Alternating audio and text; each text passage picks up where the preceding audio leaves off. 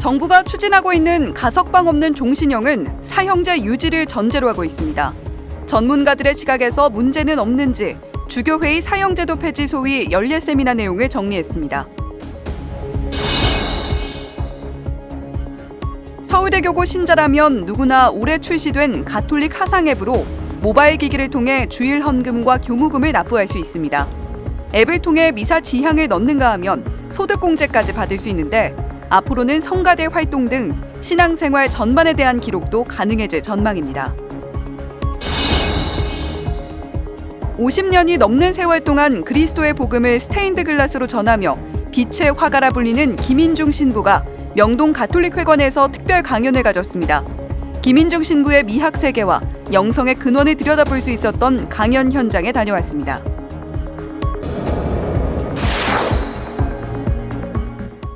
시청자 여러분 안녕하십니까? 11월 15일 수요일 CPBC 뉴스입니다.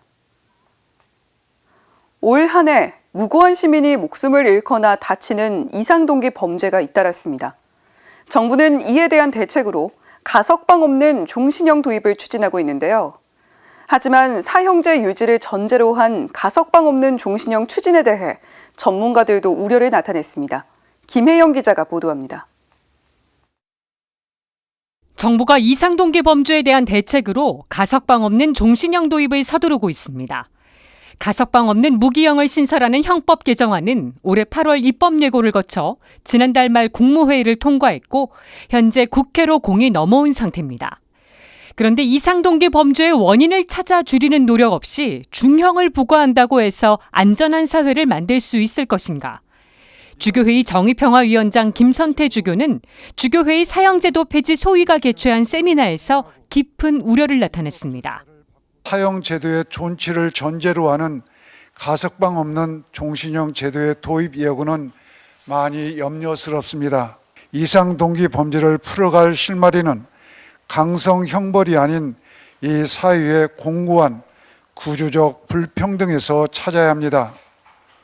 발제자로 나선 국책연구기관 관계자도 사실상 반대 입장을 나타냈습니다.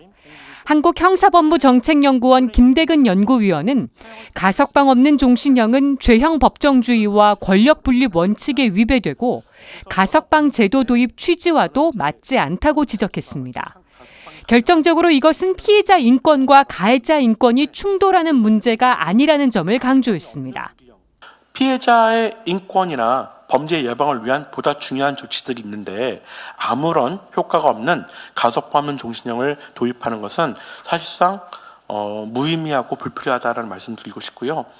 현행 무기형에 대한 충분한 검토가 이뤄지지 않은 점, 형의 종류에 대한 개정이 선행되지 않은 점 등 입법 과정에 흠결이 많다는 점도 문제로 지적됐습니다.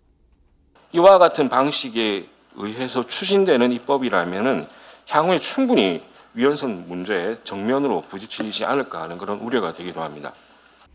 토론자로 참여한 국회 입법조사처와 국가인권위원회 관계자들도 가석방 없는 종신형에 대해 의견을 냈습니다. 가석방 없는 종신형 논의 이면에는 교정시설 과밀 수용이 해결이 안 되니 수용자 인권을 침해할 수밖에 없는 어려움이 또 영향을 미친 게 아닌가. 정부 입법 발의로 불가피하게 대체 형벌을 검토해야 하는 지금이 사형제 폐지를 본격적으로 논의할 적기라는 입장입니다. 우리나라에서 마지막으로 사형이 집행된 건 1997년 12월. 21대 국회엔 9번째 사형 폐지 특별법이 발의되어 있지만 상정조차 되지 못하고 있습니다. 사형제 존치를 전제로 가석방 없는 종신형 도입이 추진되고 있는 상황. 사형제 폐지에 대한 적극적인 논의와 함께 가석방 없는 종신형 도입에 대해 신중한 검토가 필요해 보입니다. CPBC 김혜영입니다. 서울대교구 신자라면 주일 헌금은 물론 교무금 납부도 모바일로 낼 수 있다는 것 아시나요? 올해 출시된 가톨릭 하상 앱의 가톨릭페이를 이용하면 되는 건데요. 이제는 가톨릭 하상 앱으로 신앙생활 점검도 할 수 있습니다. 전은지 기자입니다. 가톨릭 하상 앱은 가톨릭 신앙생활의 모든 부분이 집약된 앱입니다. 가톨릭 페이 기능을 활용하면 현금 없이도 주일 헌금을 낼 수 있습니다. 봉헌 바구니에 부착된 QR코드를 촬영하면 충전금에서 봉헌금이 빠져나가는 방식입니다. 최근 업데이트가 이루어지면서 이젠 1, 2차 헌금을 구별해 봉헌하는 게 가능해졌습니다. 앱에서는 한 번에 그냥 1차 헌금, 2차 헌금 구분해서 납부를 하면 1, 2차 헌금 따로 이렇게 보내지는 기능까지 이번에 전부 다 들어갔습니다. 가톨릭 화상 앱을 활용하면 본당 사무실에 가지 않고도 교무금 납부와 미사 예물도 신청할 수 있습니다. 전국 모든 성당에서 봉헌되는 미사에 지향을 넣을 수도 있습니다. 무엇보다 가톨릭페이를 이용하면 주일헌금에 대한 부분도 소득공제가 가능합니다. 지금까지 가톨릭 화상 앱에 가입한 신자들은 약 3만 5천 명. 가톨릭 화상 앱에는 페이 기능 외에도 신앙생활을 편리하게 하는 기능이 탑재돼 있습니다. 교적과 연결돼 있어 성사를 언제 어디서 받았는지 알 수 있고 매일 미사와 기도문도 찾아볼 수 있습니다. 성지순례나 다양한 교육과 피정, 봉사 정보도 확인이 가능합니다. 그리고 이런 기능을 이용할 때마다 나의 신앙생활 목표 메뉴의 활동이 기록됩니다. 이 앱을 통해서 무언가 나의 신앙생활을 점검할 수도 있고요. 무언가 내가 어느 정도 신앙생활을 하고 있는지, 그리고 내가 부족한 신앙은 어떤 것이 있는지 이런 것들을 좀 바라볼 수 있도록 만들어 놨습니다.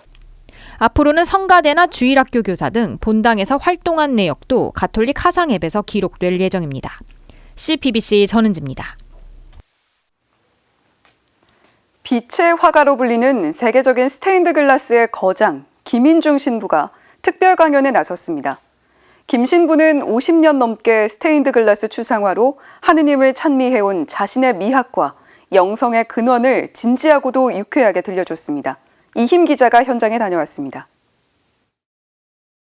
추상화는 이해하기 어렵다는 편견이 있습니다. 김인중 신부는 추상화를 스테인드 글라스로 표현해 세계적 거장이 된 화가입니다. 가톨릭 교회에서 스테인드 글라스는 성미술 중에서도 매우 높은 위치를 차지하고 있습니다. 유럽 교회에선 스테인드 글라스를 교회의 문으로 부른다는 것만 보아도 위상이 어느 정도인지 가늠할 수 있습니다. 문맹자가 많던 시절 스테인드 글라스의 구상적 표현은 빛으로 그리스도의 가르침을 전하며 교회로 이끌었기 때문입니다. 김 신부가 빛의 화가로 불리고 프랑스 문화 훈장을 받으며 존경받게 된 비결은 납선을 사용하는 전통에서 벗어나 붓으로 동양의 신비로움을 표현하는 데 탁월했기 때문입니다. 김인중 신부는 작품 속 아름다움의 원천은 고향 풍경에 기원한다고 말합니다. 충남 부여에서 태어난 김 신부에겐 백마강의 수평선과 은진미륵의 수직선이 자신이 추구하는 아름다움의 원천이라고 고백합니다. 이 백마강은 지금도 제 가슴속에 흐르고 있어요. 이렇게 강처럼 거침없이 흘러서 우리의 덧없는 인생의 강물을 흘러서 바다에 가서 하느님의 영광을 이야기할 수 있도록 저는 백마강이 제 마음속에 항상 흐르고 있습니다. 사제는 그리스도의 복음을 말씀으로 또 성사 집행을 통해 세상에 전파하는 사명을 받은 그리스도의 대리자입니다. 김 신부는 평생 그리스도의 복음을 스테인드 글라스를 통해 전해왔습니다. 그러면서 자신의 영성 생활에도 작품 활동이 큰 도움이 됐다고 말합니다. 어떻게 남자 없이 여성이 잉태할 수 있나 그런 의미를 갖죠. 근데 이 스테인드 글라스는 햇빛은 스테인드 글라스를 깨지 않고 비춰서 들어와요. 그런 식으로 이게 성령으로 잉태가 가능하구나 그런 걸 배웠어요. 1940년생인 김 신부는 1963년 서울대 미대를 졸업하고 스위스 프리브르 대학과 프랑스 파리 가톨릭 대학에서 수학한 뒤 도미니코 스토해에 들어가 사제의 길을 걷습니다. 성직자이자 화가라는 두 길을 걷는 것이 쉬운 일은 아니었습니다. 하지만 김 신부는 그림을 그리는 일은 하느님이 주신 은총을 되돌려 드리는 길이라고 강조합니다. 프랑스를 중심으로 50년간 유럽에서 활동한 덕분에 유럽의 유서 깊은 성당 곳곳에 김 신부의 작품이 설치되어 있습니다. 벨기에 리에주 생폴 대성당을 비롯해 브뤼셀 사크레퀘르 국립성당, 프랑스 브리우드 생줄링 성당 등 45곳에 이릅니다. 한국에는 수원교구 용인 신봉동 성당과 카이스트 본원 학술문화관에 작품이 설치되어 있습니다.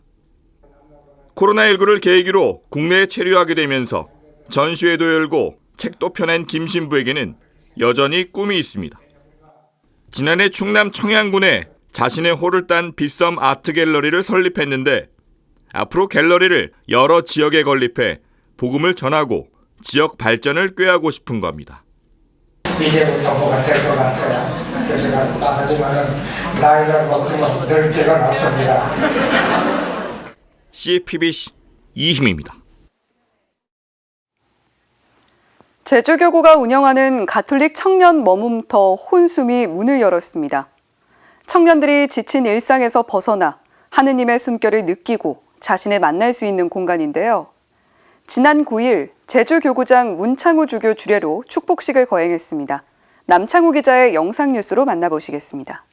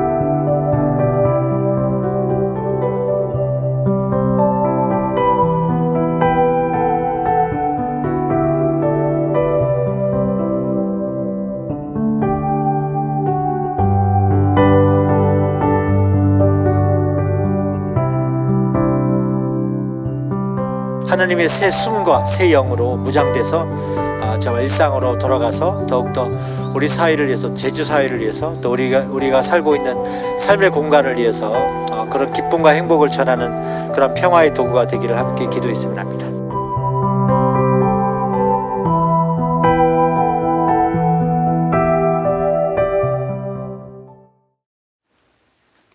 내일은 수험생들을 위해 대한민국 전체가 숨죽여 응원하는 2024 대학 수학능력시험 날입니다. 수능날엔 비행기 이착륙, 주식시장 개폐장 시간까지 조정할 만큼 수능의 무게도, 수능을 치르는 수험생들의 어깨도 무겁습니다. 힘내라거나 잘 보라는 응원마저 혹여 여린 어깨에 짐을 더할까 한마디 한마디가 조심스러운데요. 앞으로 더 찬란히 빛날 긴 생에 수능이 전부일 수 없듯 다만 후회 없이 수능을 치르길 바라는 응원 정도로 생각해 주시면 좋겠습니다. 내일은 예년 같은 수능 한파는 없겠지만 비 예보가 있고 수능이 끝나고는 일부 지역에서 첫눈을 볼 수도 있다고 합니다. 날씨 변수가 많은 만큼 당일 컨디션 조절에 더 힘쓰면서 최고의 기량을 펴는 하루가 되길 기도드리면서 CPBC도 진심을 담아 수험생 여러분을 응원하겠습니다. 이상으로 CPBC 뉴스를 마칩니다. 시청해주신 여러분 고맙습니다.